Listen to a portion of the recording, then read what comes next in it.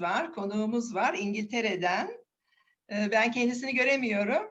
Hello, Nigel. How are you? Greetings from Turkey and Merry Christmas and Happy New Year. Thank you. I will read your CV first in Turkish and then you will. Hi, Nigel. Stage will be yours. Hello, good. Hello, nice to see you. Thank you very much. Yes, Yeah, all your friends. Gül evet Gül ve Olgu Nigel'ın İngiltere'den arkadaşları. Doktor Nigel Carter toplumsal kalkınma uzmanı olarak halen çalışıyor. Londra Metropolitan Üniversitesi'nin Çalışma Hayatı Enstitüsü'nden doktorasını almış. Çalıştığı mesleki alan üzerine doktora yaptıran bir yer olduğu için de o zaten bana göre bir aktivist. İngiltere'deki Oxfordshire'da ırkçılığa karşı siyah ve diğer göçmen etnik azınlıkların kendi kendileri örgütlenmesi, yani taban hareketini güçlendirmek üzere onlarla birlikte çalışıyor. Sağlık sektöründe çalışanları güçlendirmek için daha çok çaba sarf ediyor. Sağlıkta Eşitsizlikler Odağı'nda ve Afrikalı siyah diaspora halk tarihini de kapsayacak şekilde çalıştığını CV'sinde bize yazmıştı. Ayrıca Dr. Carter, Oxford Toplumsal Eylem ve Multi çok etnikli toplum kolektifinin de kurucular arasında yer alıyor. İngiltere'deki sağlık hizmetlerinde göçmen emeğinin yeri ve uğradığı ayrımcılıklara karşı azınlık örgütlenmesiyle ilgili konuşacağını bize bildirdi. Bu onun aynı zamanda da doktora tezi. Evet, Nigel, the floor is yours, please. Thank you very much. Thank you, Aito. Thank you very much. You're welcome. It's very nice to meet you. And hello, everybody, and thank you for this opportunity to share my presentation today. I hope you'll be able to follow some or most of the presentation as it's in English. And the title of the presentation is... Don't worry, I will summarize after you. Oh, okay, thank you, Aito. I have your paper. The title of the presentation is Total Insecurity, Low-Paid Ethnic Minority Migrant Workers Employed in the UK's Essential Services on the front line of COVID-19. Can you all hear me okay? Yes, Am I audible? I hear. Perfect. Perfect, no problem. Good. Okay. In this presentation, there are 4 key underlying themes that are threaded throughout the talk. Theme 1 is migrant divisions of labour. That is the role of migrant labour within key areas of the UK's labour market, such as Britain's National Health Service, which, for example, employs nearly 20,000 Filipino migrant workers. That's migrant workers from the Philippines. Theme 2 is the adverse experiences of outsourced migrant workers employed in precarious work, linked to the increase in private contractors, privatisation, and outsourcing of public services in the UK. Theme 3 is the extreme hardship, uncertainty, and disparity faced by undocumented migrant workers in the United Kingdom, whose experience of increased precarity is linked to the UK government's no recourse to public funds policy, which excludes undocumented migrants' access to welfare and social security safety nets. Theme 4 is migrant workers' agency, including migrant worker-led campaigns for a real living wage, better employment terms and conditions, and an end to privatisation and outsourcing of public services. So, the title of this talk, Total Insecurity, comes from a response to a question I asked a colleague in the UK a few weeks ago. The question I asked was about the current employment status of hospital porters at a local National Health Service hospital. These hospital porters had previously been managed by the global private contractor Carillion. But this company had become bankrupt and collapsed. So I asked, were the hospital porters all now back in-house and directly employed by the NHS hospital? That's a hospital here in Oxford. No, my colleague replied. Another private contractor now employs and manages these hospital porters, with some of the hospital porters being subject to temporary agency contracts. It's total insecurity for these workers, he answered. 2 Filipino migrant workers working as hospital porters at this particular hospital, that's here in Oxford, died from COVID-19 in the first wave of the global pandemic in May 2020, a period when the disproportionate mortality rates from COVID-19 of ethnic minority migrant workers in the UK was linked to overexposure to COVID-19 because of job roles, alongside having a lack of access to personal protective equipment. So in the UK, the unfolding global pandemic has highlighted the dependence of key sectors of the British labour market and economy, such as health and social care, on international migration and migrant workers.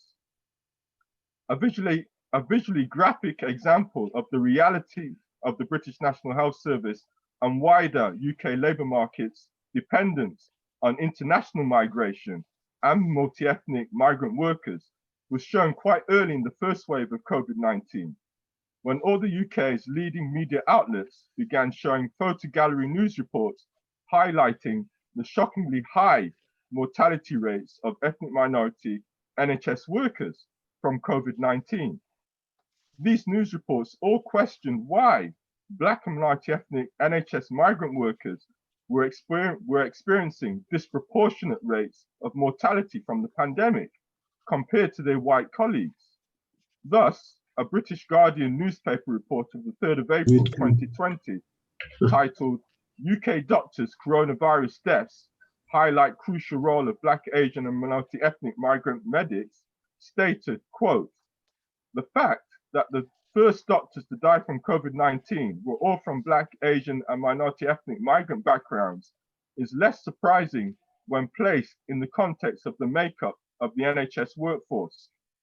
As of March 2019, 20% of the more than 1.2 million staff employed by the health service were Black, Asian and minority ethnic, compared with 14% of the general population of England and Wales, which is based on the last 2011 census. The proportion increases to 44% when it comes to medical staff. The latest figures show that 43% of senior NHS doctors and 47% of junior doctors were Black, Asian and minority ethnic migrants as of March last year, end quote. This Guardian newspaper report includes the testimony of Saida Mughal, a chief executive of a UK gender rights charity which works with women from ethnic minority migrant worker backgrounds. Saida Mughal, discussing the disproportionate rates of mortality of ethnic minority NHS workers from COVID-19, states, quote, it's highlighting the big contribution these workers make to the NHS. They are on the front line, saving lives. Unfortunately, they lost their lives. I'd like to see more funding for the NHS, but also more support for Black, Asian and minority ethnic migrant communities, because this shows how vital they are to British society. So, to help contextualize the current disproportionate impact of COVID-19 on ethnic minority migrant workers in the UK, it is important to consider the damaging effect of a previous decade of rising intersecting inequalities linked to categories of race, gender, disability, and class. In this regard, in 2017, the UK government's own race disparity audit noted that Black, Asian, and minority ethnic migrant workers were more likely to be found in lower paid, insecure, and precarious employment. In particular, workers of Pakistani and Bangladeshi heritage concentrated in self-employment and occupations such as taxi driving received the lowest average hourly pay. In 2017, the Women's Budget Group provided an analysis which argued that the UK's widening race disparity was linked to the cumulative impact of intersecting inequalities unleashed since 2010 by unrelenting policies of austerity cuts to public services and cuts to welfare benefits. The combined effect of these austerity policies was a massive reduction in the living standards of ethnic minority migrant worker households, with the Women's Budget Group report stating that ethnic minority migrant worker families were, quote, in the poorest fifth of households will see their living standards fall by over £8,400 a year on average from cuts to benefits and services. It is in this context that in his scathing indictment, I'll repeat that sentence. It is in this context that in his scathing indictment of the role of the government's austerity policies were having on the increase in poverty in the UK, the United Nations Rapporteur on Extreme Poverty, Professor Philip Alston, in his 2019 report following his visit to the UK, commented that, quote, although the United Kingdom is the world's fifth largest economy, 1/5 of its population, that is 14 million people, live in poverty, and 1.5 million of them experienced destitution in 2017. Policies of austerity introduced in 2010 continue largely unabated, despite the tragic social consequences. Close to 40%, I'll repeat that, close to 40% of children are predicted to be living in poverty by 2021. That's next year. Food banks have proliferated. Homelessness and rough sleeping have increased. It is this backdrop of neoliberal austerity, most powerfully mapped by Stuart Hall in his 2011 analysis titled The Neoliberal Revolution, which is central to gaining an understanding of the cumulative impact of intersecting inequalities, which have flowed from austerity policies, privatization, and outsourcing of public services, resulting in a huge rise in forms of insecure, low-paid work. In this context, it is useful to note the convergence of Stuart Hall's 2011 Neoliberal Revolution analysis with the most recent social determinants of public health synthesis of COVID-19 related data produced by Sir Michael Marmot and the Institute of Health Equity. Sir Michael Marmot's report, entitled Build Back Fairer, the COVID-19 Marmot Review, the Pandemic, Socioeconomic and Health Inequalities in the UK, states, quote, with due caution, we ask if the policies of the government that came into office in 2010 could have been responsible for this miserable picture of the nation's health. It is clear that the policies and their consequences have been damaging, from the increase in child poverty to an increase in precarious, poorly paid work and in 0 hours contracts, end quote. In this regard, examining ethnicity and the inequalities and risk of COVID-19 mortality related to occupation, the Marmot Review states, quote, the inequalities in risk of COVID-19 mortality related to occupation are clear. Risk of exposure is a major component of this. People in jobs that involve a great deal of public contact and contact between employees are at higher risk. Health and care workers are particularly at risk as they are most likely to come into contact with people with infections and most have to travel to work.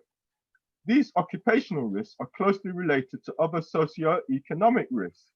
Most people in professional occupations are able to work from home and avoid interperson contact.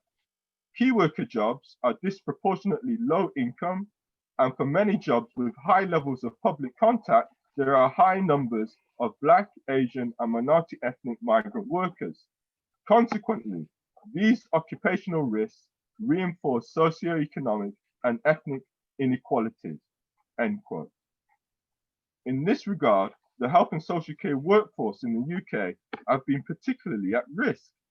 and the UK's leading race equality think tank in its August 2020 published report, which is entitled Overexposed and Underprotected, the devastating impact of COVID-19 on Black and minority ethnic migrant communities in Great Britain, provides evidence from organizations like Kanlungan, a UK-based consortium of Filipino migrants' rights organizations, whose own study of a sample of Filipino migrant workers between May 2020 and June 2020 revealed that 89%, I repeat that, 89% of respondents worked in social care, with the average wage of the respondents being £6.01 per hour. This is lower than both the official UK minimum wage of £8.72 per hour and the London weighted living wage of £10.75 per hour.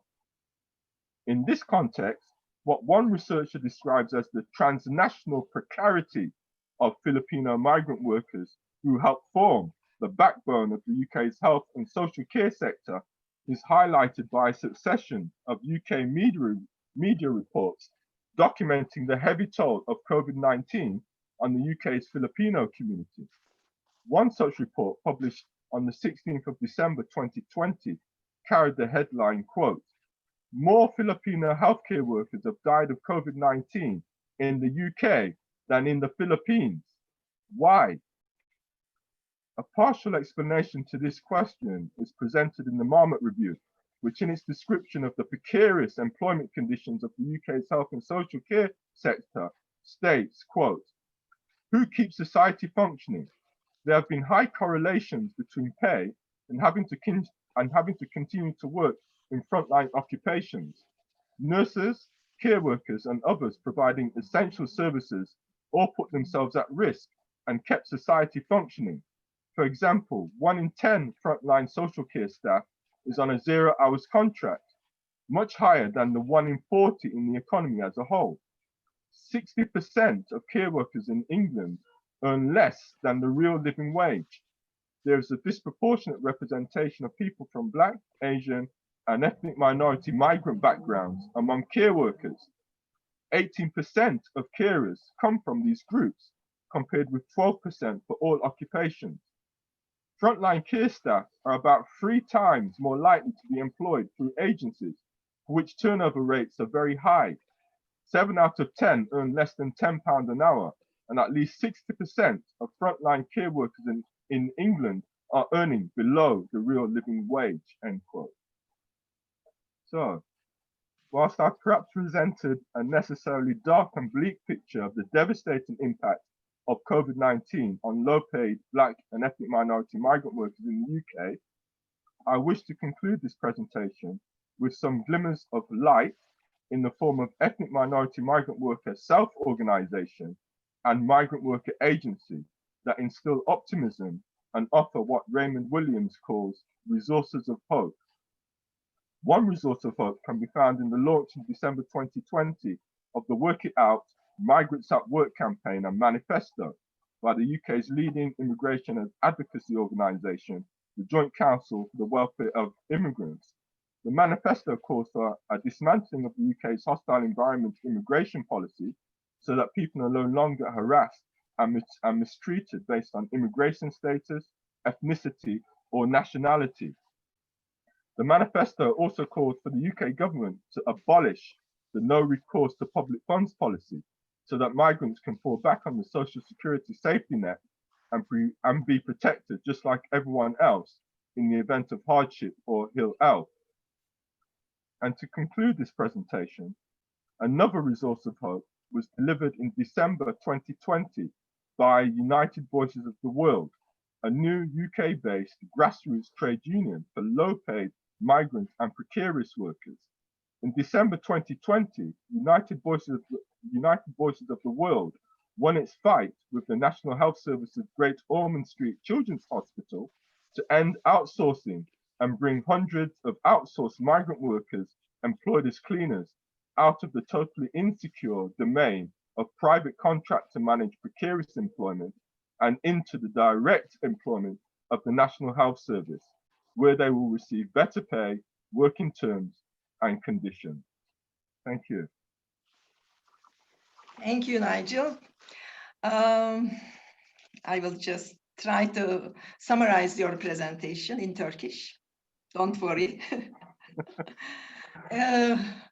Değerli izleyicilerimiz, tabii ben de sağlık sosyolojisi çalıştığım için yıllardır İngiltere'de millileştirilmiş sağlık hizmetleri NHS denilen Nationalized Health Services karşılığı Türkiye'de de sosyalleştirilmiş sağlık hizmetleri rahmetli Nusret Fişek'in kurduğu 1960'larda en uç köşeye kadar, köylere kadar sağlık ocaklarının, sağlık evlerinin açıldığı ve halkın ayağına sağlık hizmetlerinin götürüldüğü sistemden işte neoliberal politikalarla İngiltere'de de bu millileştirilmiş sağlık hizmetleri Margaret Thatcher zamanında özelleştirildi. Zaten tezi de daha çok bu onların nationalized dediği, bizim sosyalleştirilmiş dediğimiz sağlık hizmetlerinin sunulduğu iş yerlerinde ırkçılığa karşı örgütlenen siyah etnik azınlık işçiler ve Black minority dediği etnik ağlar üzerine çalışmasını yaptığı için doktora tezinde onu bugünün 2020 yılındaki COVID-19'la da bağlantısını kurarak anlattılar. Daha çok da bu sosyalleştirilmiş veya millileştirilmiş sağlık hizmetleri içinde etnik azınlık arasında orantısız ölüm oranları sahip göçmen işçiler üzerine ciddi bir COVID olumsuz etkisi vurguladı Sayın Nigel Carter, Dr. Nigel Carter ve bu millileştirilmiş sağlık hizmetlerinin bünyesinde çalışan göçmen işçiler ve diğer temel hizmetleri görenler, bunların hepsi düşük ücretli sosyal bakım hizmetlerinde çalıştırılıyorlar ve açıkça sömürülüyorlar. Bunların arasında üçlü bir sunumunda ayrım yaptı. Göçmen çalışanlar arasında iş bölümü olduğunu söyledi. Bu millileştirilmiş sağlık hizmetlerini İngiltere'de bazı alanlarda mesela Filipinli hemşireler çok sayıda belirli alanlarda sağlık bakımında bu COVID'de de çalıştırıldıklarından onların bulunduğu servislerde çok sayıda kayıplar oluyor. Ayrıca Zimbabweli hemşireler de ruh sağlığı alanında, yani böyle anlatmak istediği göçmen çalışanlar arasında bir iş bölümü olduğu ve bu COVID-19'dan da etkilenenler arasında, göçmen topluluklar arasında orantısız bir dağılım olduğu dikkati çekmek istedi. Sonra bu özelleştirme ile ilgili güvencesiz, insecure, güvencesiz çalışma koşullarında çalışan göçmenlerin iş yerlerinde karşılaştıkları sorunları anlatırken de bir de resmi çalışma izni olmayan kayıt dışı çalışanların en çok güvencesiz ve kırılgan nüfus olduğunu anlattı. 2016'dan itibaren de bu Wind Rush Generation, rüzgar sarsıntısı vesaire gelenlerin de çalışma izni alamadıkları için daha çok ayrımcılıklara uğradıklarını anlattı. Sonunda da daha çok belki de bağlarken de kendisi gibi orada bu ayrımcılığa, ırkçı ayrımcılığa, hem yapısal hem de kurumsal ırkçı ayrımcılığa karşı örgütlenen göçmen işçi ağlarından bahsetti. Bunlardan bir tanesi de en çok sayıda Filipinlileri barındıran Unison var, Filipino Activist Network var. Başkaları da var, vaktinizi almak istemiyorum. Ama anladığım kadarıyla bu Büyük Britanya bağımsız işçileri, düşük ücretli göçmen işçileri destekleyen bir dinamik yeni sendika var. Ve artık bu sendika çalışmaları karşısında hükümet geriye adım atıyor. Sağlık ve güvenlik korumalarının ve ön safta çalışanların bu güvencesizliklerini daha az indirmek, kabul edilebilir düzeye indirmek için çalışmalar sürüyor. Olgu, belki sen de eklemek istediğin bir şeyler vardır veya Gül, arkadaşımızın sunumundan benim kaçırdığım bir şeyler varsa sizler de ekleyebilirsiniz. Ben daha sistematik olarak fazla vakit almamak için özellikle keseyim vakit Olgu'nun sunumuna da isim vermemiz lazım. Olgu'yu tanıtayım mı? Bir şeyler söylemek istiyor musun Olgu'cum? Thanks for your presentation, Nigel. It was a very stimulating speech. Nigel'a çok teşekkür ediyorum.